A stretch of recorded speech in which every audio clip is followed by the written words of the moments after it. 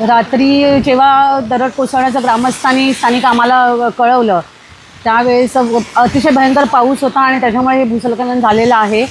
आणि रात्रीपासून आम्ही इथे स्थानिक ग्रामस्थ जे सतीचा कोण आणि मंडलिक कोणचे जे स्थानिक ग्रामस्थ आमची मुलं जे आहेत ते इथे घटनास्थळावरती उपस्थित आहेत।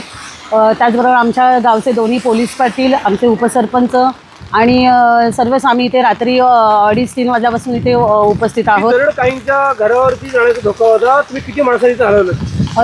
इथे 4 घरांवरती तो मलबा जो आहे तो काही प्रमाणात गेलेला आहे आणि त्यानुसार आम्ही एक 10 ते 12 जणांना तिथून सुरक्षितपणे बाहेर काढलेलं आहे।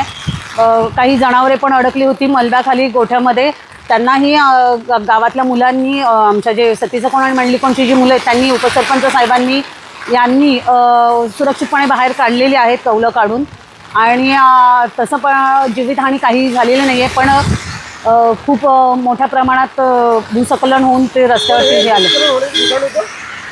नाही, बिलकुलच नाही। म्हणजे जेव्हा कोणालाही आमच्या गावाला कळलं तर पहिल्यांदा आम्हाला थोडंसं म्हणजे विश्वासच बसला नाही, कारण की अजिबातच असं काही वाटत नव्हतं की इथे असं काही प्रकार घडेल म्हणून। अतिशय अनपेक्षित प्रकार घडलेला आहे हा।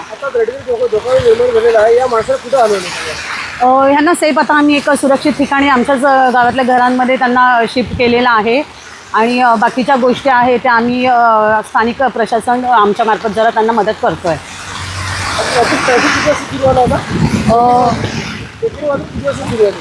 आता हे 2 वाजता एकेरी वाहतूक आता चालू झालेली आहे। एकच साईडचा रस्ता पूर्ण क्लिअर करण्यात आलेला आहे आता। हे सगळं करण्यापर्यंत मला वाटतं आज पूर्ण दिवस लागून उद्या पण काही तास लागू शकतो, कारण की हे जो डोंगर आलेला आहे त्याचा मलबा खूप अतिशय प्रमाणात पूर्ण डोंगरच्या डोंगर खाली आलेला आहे आणि त्याचा मलबा जो आहे तो खूप अतिशय प्रमाणात रस्त्यावरती पूर्ण आहे।